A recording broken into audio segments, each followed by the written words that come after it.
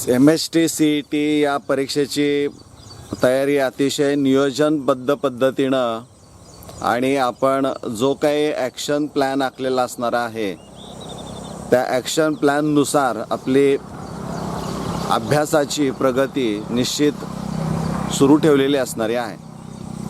परंतु हे करत असताना विद्यार्थी मित्रांनो, आपल्या मनामध्ये असे अनेक प्रश्न निर्माण होत असतील की मी फिजिक्स, केमिस्ट्री, मॅथ्स किंवा बायोलॉजी या विषयांचा अभ्यास करत असताना येणाऱ्या परीक्षेमध्ये जी मला प्रश्नपत्रिका मिळणारी आहे त्या प्रश्नपत्रिकेमध्ये येणारे प्रश्न त्यांचं स्वरूप कसं असेल. मला माहीत आहे मी इतका अभ्यास केलेला आहे, माझी तयारी बऱ्यापैकी झालेली आहे, पण तरी देखील मनामध्ये काही शंका निर्माण होऊ शकतात. असे काही जागा असतात की जिथं अभ्यास करण्याचं राहून गेलेलं असतं. अशा ठिकाणी खरी गरज असते की तिथं आपण नेमकं काय केलं गेलं पाहिजे. तुम्ही प्लॅनप्रमाणे तुमचा अभ्यास सुरू केला आहे हे सगळं जरी मान्य असलं तरी त्यात एक गोष्ट लक्षात येते की तुम्ही स्वतःला प्रश्न विचारताय आणि प्लॅनप्रमाणे ॲक्शन तुमची सुरू आहे. म्हणजे हे प्रगतीच्या दृष्टीनं, यशाच्या दृष्टीनं पडलेलं पहिलं पाऊल आहे असं मला मनापासून वाटतं आहे. खऱ्या अर्थानं ह्या परीक्षेला अनेक लोकांचं मार्गदर्शन आपण व्हिडिओच्या माध्यमातून असेल किंवा अन्य माध्यमातून आपण ते ऐकलं असेल किंवा चर्चेमध्ये आलेलं असणार आहे. पण तरी देखील आजच्या या व्हिडिओमध्ये विद्यार्थी मित्रांनो की how to study smart and not hard, म्हणजे हुशार अभ्यास करण्यापेक्षा हुशार अभ्यास म्हणजे नेमका काय असणार आहे, तो कसा गेला पाहिजे, कशा पद्धतीनं तो अभ्यास केला पाहिजे आणि चांगले गुण मिळवले पाहिजे, या दृष्टिकोनातून आज खऱ्या अर्थानं इथं आपण चर्चा करणार आहोत. यश अकॅडमी मध्ये आपलं मनपूर्वक स्वागत. आज चर्चा सुरू करत असताना सर्वप्रथम एक गोष्ट आपण लक्षात ठेवणं गरजेचं आहे. या परीक्षेसाठी मला सर्वोत्तम ते द्यायचं आहे, म्हणजे इतके चांगले गुण संपादन करून मला चांगल्या ठिकाणी जायचं आहे हे तर तुम्ही ठरवलेलं असणार आहे. परंतु तुम्ही उदाहरणार्थ दाखल जर आपण रसायनशास्त्र, केमिस्ट्री हा विषय जर घेतला तर या विषयामध्ये जे काही 12वीसाठी 16 चॅप्टर्स असणारे आहेत, ज्यावेळी तुम्ही पहिला चॅप्टर म्हणजे तुम्ही इतका अभ्यास केलेला आहे आपण असं गृहीत धरूया, पण ज्यावेळी तुम्ही अभ्यास करता आणि थोडासा पुन्हा करण्याचा प्रयत्न करता आणि पहिला आपला एखादा टॉपिक समजा सॉलिड स्टेट काढला, तर ज्यावेळी तुम्ही त्या पानांमधून जाताना त्यावेळेस प्रत्येक पान हे तुमच्याशी बोललं पाहिजे, प्रत्येक शब्द हा तुमच्याशी बोलला पाहिजे. म्हणजे त्या पानावर नेमकं काय आहे, पान पलटलं म्हणलं की लगेच तुमच्या आता लक्षात यायला पाहिजे की हा कंटेंट इथं आहे आणि या कंटेंटवर यापूर्वी काही प्रश्न विचारलेले आहेत, या पद्धतीचे प्रश्न आहेत आणि मला आता या पद्धतीनं प्रश्न विचारले जाऊ शकतील अशा प्रश्नांची निर्मिती मी स्वतः केलेली आहे असं एक तुम्हाला भासलं पाहिजे. म्हणजे प्रत्येक पानावर तुमची ओळख आणि त्या शब्दांची ओळख होणं अपेक्षित असणारं आहे. मग तो कोणताही चॅप्टर असू द्या. सॉलिड स्टेटमध्ये तुम्ही जाल त्यावेळेस तुमच्या लक्षात यायला पाहिजे की मला इथं हे आठवायला पाहिजे, या पानावर हे आहे, या पानावर फॉर्म्युला आहे, इथं पर्सेंटेज वाईडचं इतकं आहे, पॅकिंगचं इतकं आहे, ह्या सगळ्या गोष्टी तुम्हाला भराभर आठवायला पाहिजे. फ्रँकेल डिफेक्ट काय असणार आहे, शॉर्टकी डिफेक्ट काय असणार आहे, मेटल डिफिशियन्सी डिफेक्ट काय असणार आहे, किंवा हे जे डिफेक्ट्स असणारे आहेत किंवा मेटल एक्सेस काय असेल, ह्या ज्या गोष्टी असणाऱ्या आहेत ह्या भराभर आठवायला पाहिजे. आणि त्याचबरोबर त्याच्यावरचे विचारले गेलेले प्रश्न आणि तुम्ही निर्माण केलेले या दरम्यानचे प्रश्न हे सगळे तुम्हाला आठवणं गरजेचं आहे. म्हणजे प्रत्येक पानावर तुम्हाला तुमच्या त्या पानामध्ये असणाऱ्या, पेजवर असणाऱ्या अक्षरांची, शब्दांची ओळख झाली पाहिजे आणि ते तुमच्याशी सतत इंटरॅक्ट होत असले पाहिजेत. मग तो पहिल्यापासून 16व्या चॅप्टरपर्यंत तुम्ही गेला तर हे तुम्हाला आज मितीला आठवणं हे आवश्यक असणार आहे. आणि ही ओळख पानांची तुमची होणं या परीक्षेच्या दृष्टिकोनातून खूप महत्त्वाचं असणार आहे. त्याचं कारण असणार आहे की या परीक्षेला स्टडी मटेरियल जे असणार आहे विद्यार्थी मित्रांनो, ते स्टडी मटेरियल हे फक्त टेक्स्टबुक बालभारतीनं जे तयार केलं असेल, मग ते 11वीचं असो किंवा 12वीचं असो, ही टेक्स्टबुक तुम्हाला वाचायची आहेत आणि ते पानोपानी तुम्हाला क्लिअर तुमची ओळख करून देणारी आणि शब्दांची ओळख करून देणारी अशा पद्धतीनं ती वाचणं अपेक्षित असणारी आहे. मला माहीत आहे तिथं तुम्ही काही टिप्पणी वगैरे लिहिली असेल तर ते सुद्धा तुम्हाला स्मरण ज्यावेळी तुम्ही कराल त्यावेळेस ते आठवायला पाहिजे. आता या ठिकाणी बऱ्याच वेळा असं सांगितलं जातं की स्मार्ट स्टडी म्हणजे नेमका कसा असतो, तर साधारणपणे असं सांगितलं जातं की तो टप्प्याटप्प्याने करायचा. म्हणजे तुम्हाला माहीत आहे की केमिकल थर्मोडायनॅमिक्स हा चॅप्टर तुम्ही अभ्यासलेला असणार आहे. तर या चॅप्टरमध्ये maximum concept of maximum work आहे.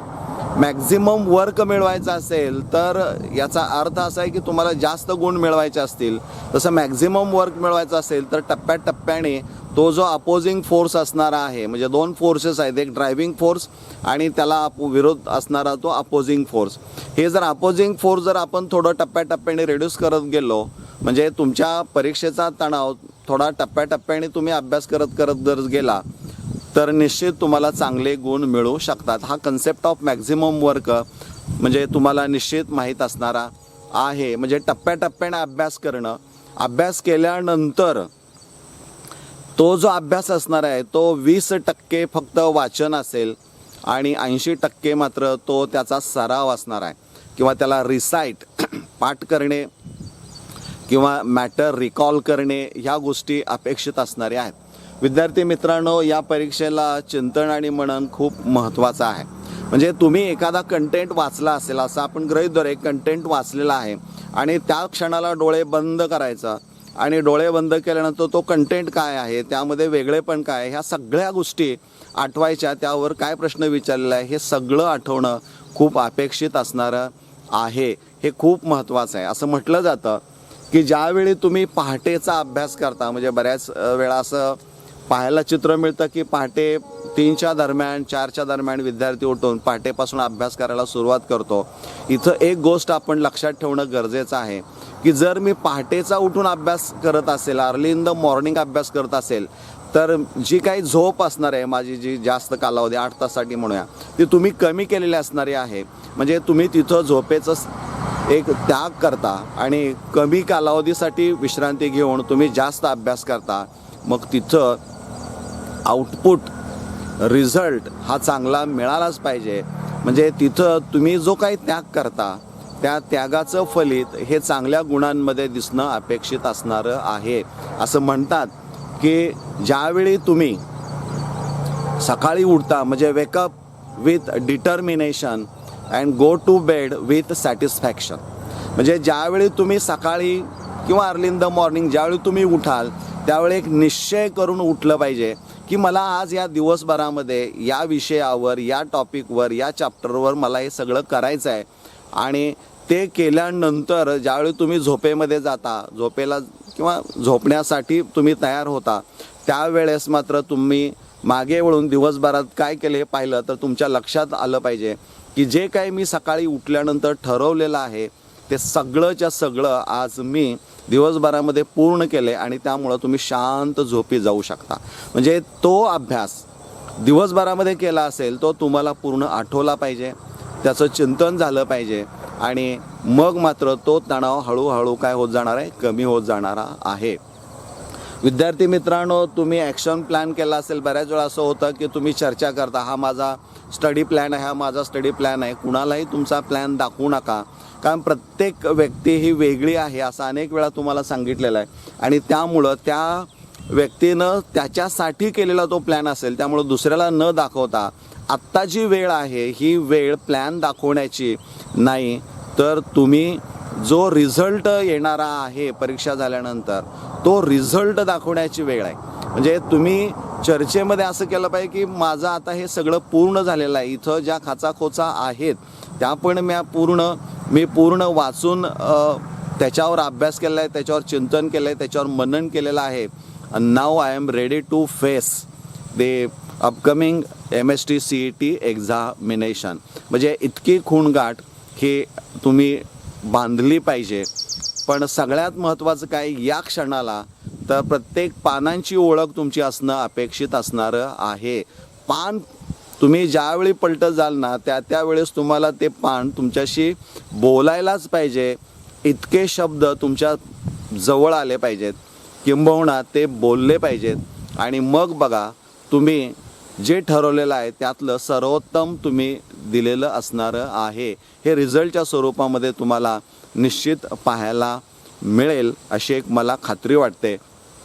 विद्यार्थी मित्रांनो, तुम्ही परीक्षेची तयारी मनापासून करत आहात याबद्दल आता शंका असायचं काही कारण नाही, कारण जे उद्दिष्ट ठरवलेलं असेल ते गाठण्यासाठी तुम्हाला ह्या सगळ्या गोष्टी कराव्या लागतील. हार्डवर्क आहे, म्हणजे कष्टाशिवाय पर्याय नाही. कोणतीही गोष्ट अचीव करायची असेल तर तुम्हाला प्रचंड कष्ट करावं लागणार आहे.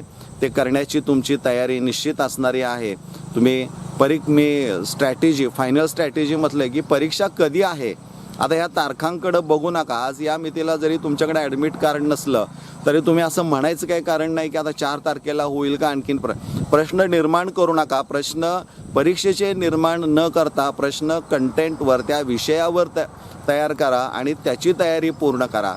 फार तर फार तयारी तुमची झाली असेल तर मित्र समोर बसवा, त्यांच्याशी तुम्ही डायलॉग करा, त्यांच्याशी तुम्ही बोला आणि त्यातून निश्चितच एक चांगलं काहीतरी आउटपुट तुम्हाला मिळालेलं पाहायला मिळेल.